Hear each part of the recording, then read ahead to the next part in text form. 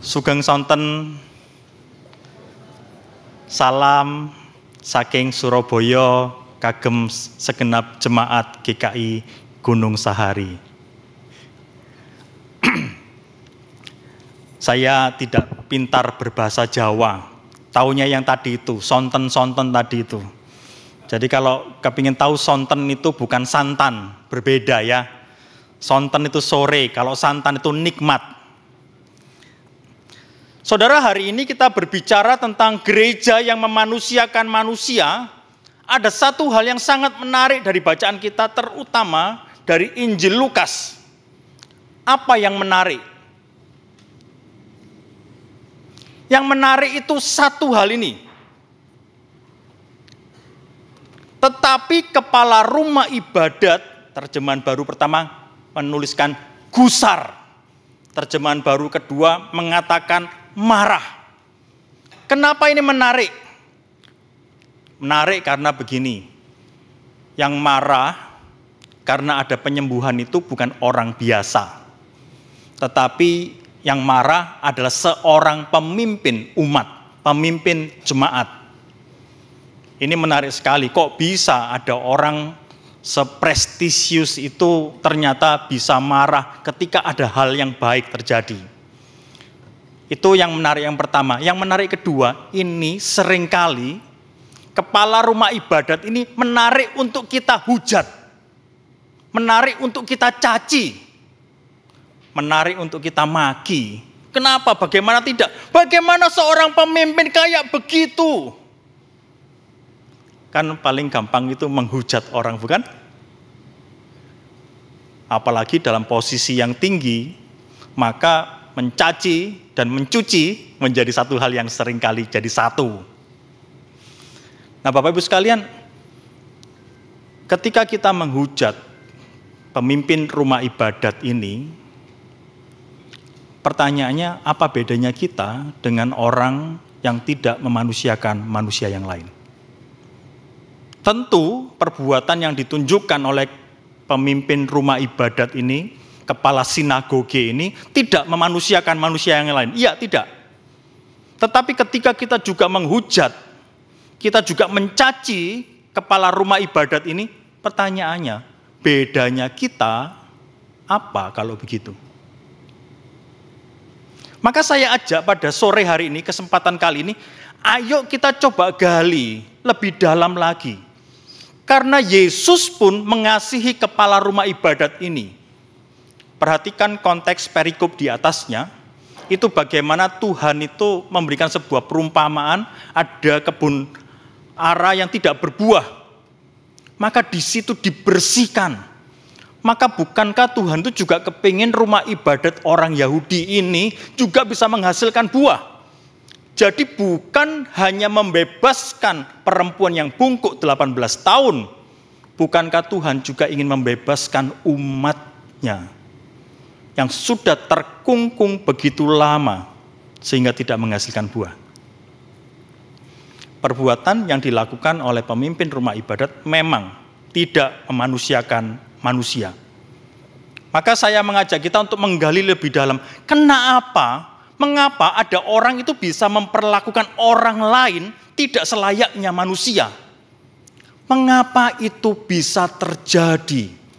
Ketika kita mencoba memahami hal ini, maka kita bisa menarik ke dalam kehidupan kita. Kayaknya kita pun tidak kebal untuk memperlakukan orang lain tidak seperti manusia.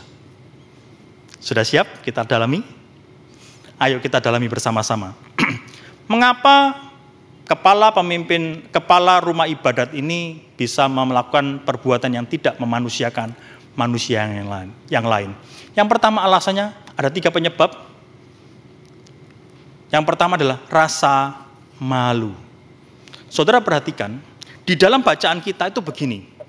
Yesus menyembuhkan perempuan yang bungkuk. Kemudian bagaimanakah respon dari kepala rumah ibadat ini? Di ayat yang ke-14 dituliskan demikian.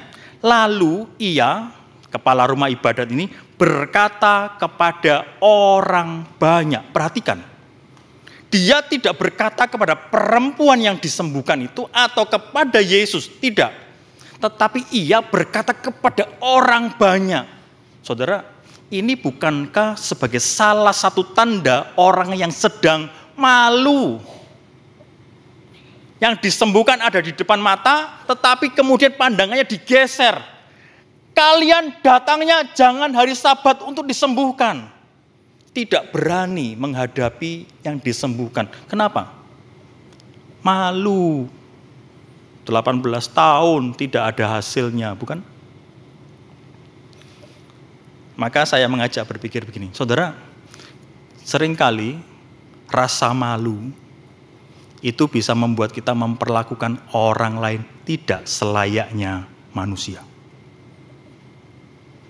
Saya kasih contoh. Ada orang tua itu bukan orang yang sudah senior, sudah sepuh, bukan. Tetapi orang yang sudah punya anak, kemudian ngomong sama anaknya begini, kamu harus les A, les B, les C, les D.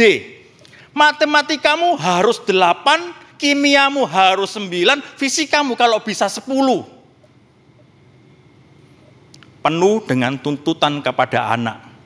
Ketika sang anak tanya, "Loh, Pa atau Ma, kenapa kok harus begitu?" "Iya, karena dulu Papa nilai rapotnya 4 semua." Loh, kadang-kadang kita itu menutupi rasa malu, kemudian kita itu menuding orang lain atau menuntut orang lain. Maka bukankah banyak anak-anak muda kita, generasi yang lebih muda, kita perlakukan tidak selayaknya manusia untuk menutupi rasa malu kita. Di sini ada anak muda? Praise the Lord. Tetapi bukankah itu bisa terjadi, bukan? Terkadang rasa malu itu bisa membutakan kita, sehingga kita tidak memperlakukan orang lain selayaknya manusia. Maka saudara, bagaimana kita menyikapi ketika kita malu? Ketika kita malu, ambil tanggung jawab pribadi. Jangan lemparkan ke orang lain.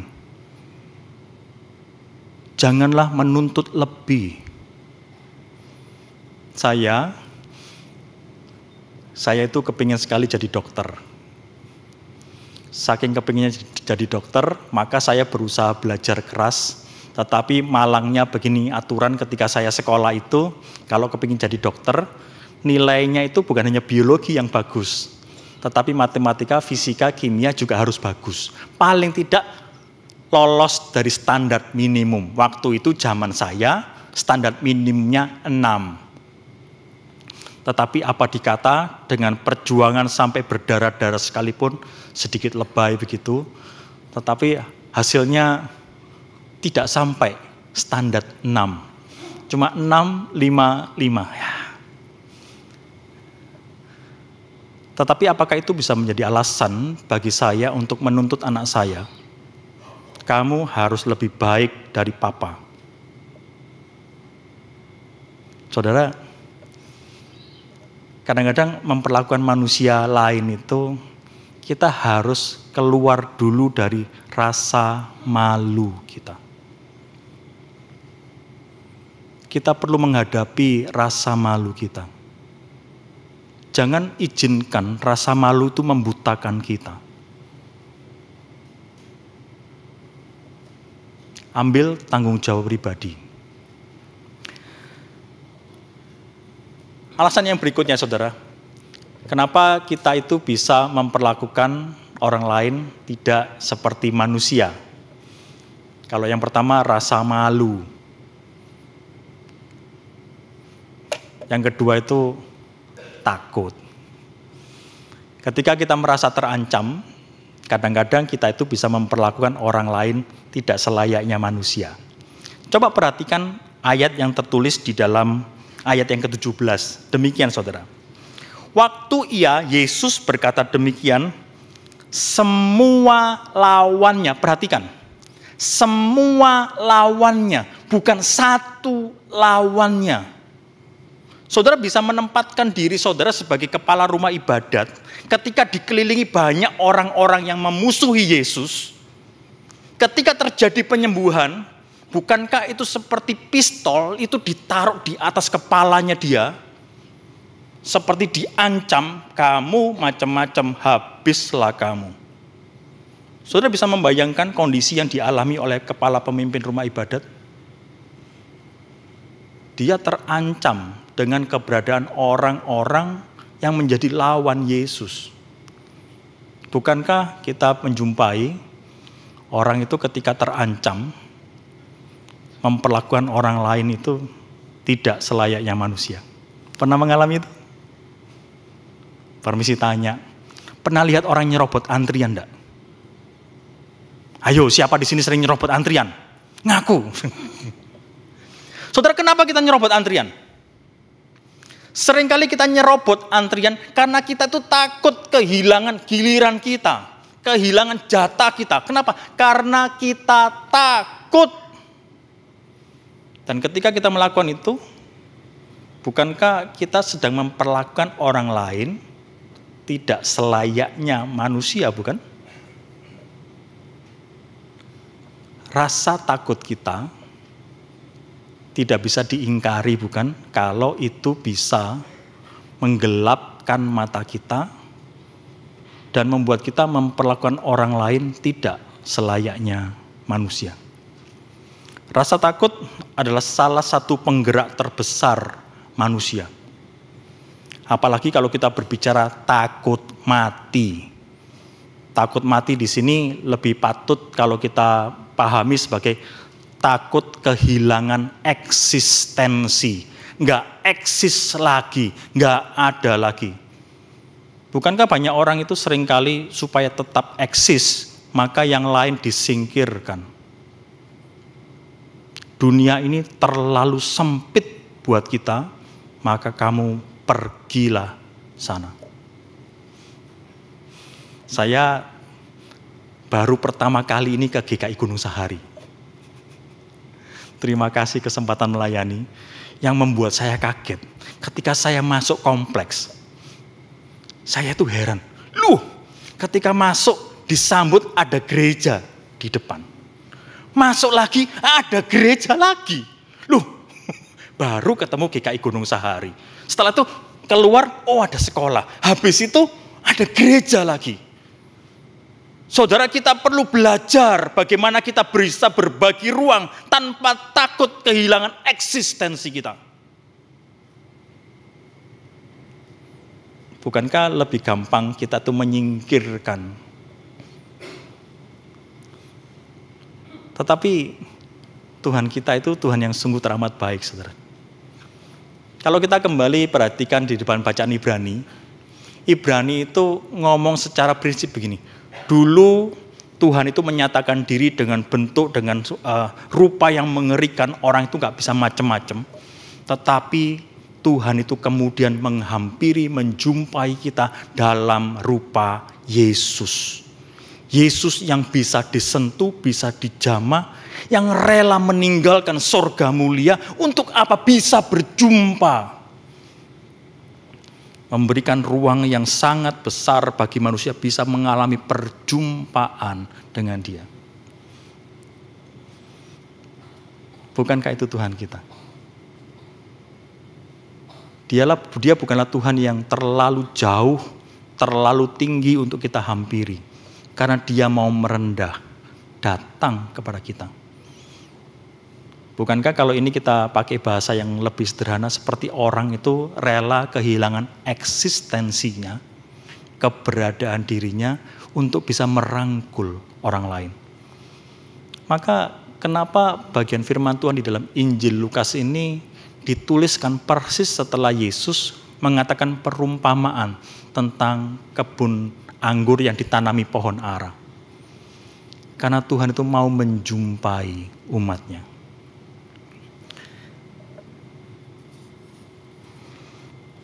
Saudara, bagaimana kita menyikapi rasa takut? Tidak ada orang itu tidak pernah takut. Orang yang tidak pernah takut itu namanya orang aring. Ya, Kalau namanya orang pasti pernah takut. Pertanyaannya bagaimana kita menghadapi rasa takut? Karena rasa takut bukankah manusiawi? Tidak ada orang bebas dari rasa takut. Bahkan saya pernah ketemu seorang tentara, badannya gempal, berotot begitu, sangat gagah. Tetapi ketika didekati oleh seorang perawat yang membawa suntikan, jarum suntik, langsung mukanya merah hijau. Wah, untung ada komandannya, gak berani ngelawan. Maka orang itu bisa takut, wajar. Pertanyaannya bagaimana kita menghadapi rasa takut kita, sehingga kita tetap memperlakukan orang lain seperti layaknya manusia.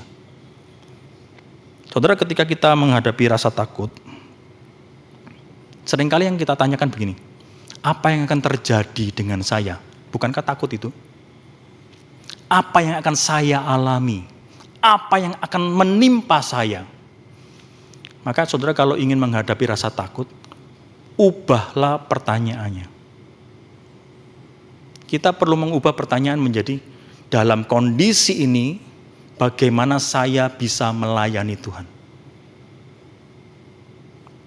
Bisa merasakan bedanya antara apa yang akan terjadi dengan saya, kita ubah dengan dalam kondisi ini apa yang bisa saya lakukan untuk melayani Tuhan. Orientasinya kita ubah. Takut itu akan muncul ketika orientasi hanya kepada diri kita. Tetapi kita mengubah orientasi kita untuk melayani Tuhan. Maka rasa takut itu akan digantikan dengan sebuah ketenangan, karena kita tahu kita tidak sedang melayani diri sendiri, tetapi kita sedang melayani Tuhan yang Maha Kuasa. Malu, takut. Alasan yang ketiga, mengapa orang itu bisa melakukan orang lain tidak sebagaimana manusia? Apa itu? Karena rugi. Saudara, kadang-kadang kita harus akui ya, setiap kita tuh punya kalkulator sendiri-sendiri. Iya, kadang-kadang kalau kita ketemu orang, kita tuh sudah ada kalkulatornya gitu. Ini rambutnya harganya berapa, dilihat dari bandonya macam-macam, kacamatanya berapa, wah sudah ada harga-harganya masing-masing, dari ujung kepala sampai ujung kaki. Tetapi tahukah kita, komoditas yang paling senang untuk kita itu perdagangkan, apa itu? Kondisi buruk. Kondisi buruk seringkali adalah komoditas terbaik untuk dijual. Berita yang paling sering kita dengar, berita baik atau berita buruk? Berita perang atau berita damai? Kekacauan atau kedamaian? Bukankah nyata kita itu lebih senang berita buruk? Kenapa? Karena itu komoditas paling baik, paling enak, paling menguntungkan. Maka saudara, menarik untuk kita perhatikan, di dalam Lukas 13 ini dituliskan bahwa ada perempuan yang bungkuk 18 tahun. Tahukah kita, kalau kita membuka ruang untuk membuka kemungkinan-kemungkinan yang ada, bisa saja perempuan yang bungkuk ini adalah komoditas paling baik. Untuk apa? Untuk membuat orang itu tobat. Coba perhatikan begini. Perhatikan, kamu bungkuk gara-gara apa? Gara-gara kamu berdosa kepada Tuhan. Kamu begini kenapa? Karena kamu tidak taat akan Tuhan. Bukankah itu komoditas yang paling menguntungkan bagi seorang kepala rumah ibadat? Maka perhatikan saudara, kalau saudara masih membuka Alkitabnya dengan saya, perhatikan pasal 13 dari Lukas memulai dengan apa? Memulai dengan sebuah pernyataan tentang kondisi penderitaan. Para muridnya pun begitu. Guru, ini terjadi hal yang buruk kepada orang-orang itu loh. Siapa yang berdosa? Saya bacakan saja. Pada waktu itu datanglah kepada Yesus beberapa orang membawa kabar tentang orang-orang Galilea yang darahnya dicampur Pilatus dengan darah kurban yang mereka persembahkan. Yesus berkata kepada mereka, "Sangkamu orang-orang Galilea ini lebih besar dosanya daripada dosa semua orang Galilea yang lain karena mereka mengalami penderitaan itu? Tidak. Perhatikan saudara, penderitaan dijadikan dagangan. Maka tadi Yesaya itu ngomong begitu, kalau kamu tidak menunjuk-nunjuk, tidak memfitnah, kalau kamu tidak hanya ngurusi urusanmu sendiri, maka kesukaan itu baru kamu akan alami. Dengan kata lain, ada sebuah ancaman rugi dari seorang pemimpin rumah ibadat. Kalau kita berbicara mengenai rugi,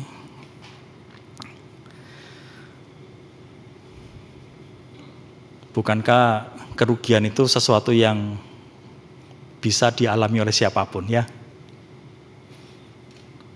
Maka saudara, pertanyaannya begini. Kalau kita sedang terancam dengan kerugian, apa yang harus kita lakukan? Waduh, ini lagi. Belakangan ini saya itu agak jengah atau agak jengkel atau agak takut sebenarnya ketika dapat WA ditulisi GBU. Pernah terima GBU? Iya, saya itu agak takut itu kenapa begini? Karena beberapa waktu yang lalu Amerika itu ngirim GBU ke Iran. Dikirim GBU 57 namanya. Ketika itu terjadi, bunker yang ada di Iran itu pada bolong. Plus gitu. GBU itu kalau dalam yang terjadi di Amerika sama Iran itu guided bomb unit, peluru kendali. Oh, dikirim peluru kendali. Wah, itu ngeri saudara. Kalau jadi orang WA saya GBU, waduh, jangan-jangan maksudnya gue bom you gitu. Apalagi mumpung istri saya nggak ada ya. Wah, kamu di mana? GBU. Saya masih di jalan. Ayo kamu di mana? GBU. Apa itu? Gue butuh uang. Waduh, tambah takut lagi tuh. Maka saya rodo-rodo hati-hati dengan kata GBU gitu. Apalagi deket-deket GBU, pinjem gopek ya. Gitu, langsung. Saudara, kadang-kadang bukankah perhitungan kita, itu kalkulator kita, itu untung rugi bukan? Wajar enggak? Wajar. Maka ketika kita menghadapi tantangan demikian, apa yang harus kita lakukan? Saudara, Tuhan itu tidak pernah menentang keuntungan yang wajar, tidak pernah. Boleh untung. Bagaimana dengan rugi? Bisa saja dialami, tapi kalau kita berbicara mengenai kalkulator, bukankah patut bagi kita untuk belajar kalkulatornya Tuhan? Kadang-kadang kita itu terlalu pakai kalkulator kita, maka ruginya itu bisa begitu bertumpuk-tumpuk. Saudara masih ingat 5 tambah 2 sama dengan? Berapa? 5 tambah 2 sama dengan? Hitungan manusia 5 tambah 2 sama dengan 7. Tetapi bagi Tuhan 5 tambah 2 sama dengan 5.000 orang ditambah perempuan dan anak-anak yang belum terhitung. 5 roti 2 ikan. Kalkulatornya Tuhan. Ini terlalu besar. Bagi para murid terlalu kecil Tuhan. 5 roti 2 ikan bisa kasih makan berapa orang? Segini banyaknya. Sak cuil aja enggak ada Tuhan. Tapi bagi Tuhan yang kecil itu bisa jadi besar. Maka di ulang tahun GKI yang ke-37, saya mencoba mengingatkan kita apa yang dialami oleh GKI Gunung Sahari. Bagaimana GKI Gunung Sahari bisa berdiri? Apakah yang dipakai kalkulatornya manusia atau kalkulatornya Tuhan? GKI Gunung Sahari itu bisa berdiri karena ada orang-orang yang kalkulatornya pakai kalkulator Tuhan. Ada orang-orang pemadat. Saudara, kalau ketemu dengan pemadat, kita mungkin berpikir, ini nggak ada masa depannya, buang saja. Nggak ada nilainya, bukan? Buang saja. Tetapi, kalau pakai kalkulatornya Tuhan, orang-orang yang rela berkorban, yang rela rugi dalam tanda petik, Tuhan tidak pernah membiarkan rugi. Bagaimana GKI Gunung Sahari bisa sebesar ini? Apakah karena pakai kalkulatornya manusia? Maka saudara, ketika kita mendapat tantangan, wah ini bakal rugi kalau menolong, pakailah kalkulatornya Tuhan. Karena 5 roti tambah 2 ikan, itu hasilnya bisa 5.000 plus.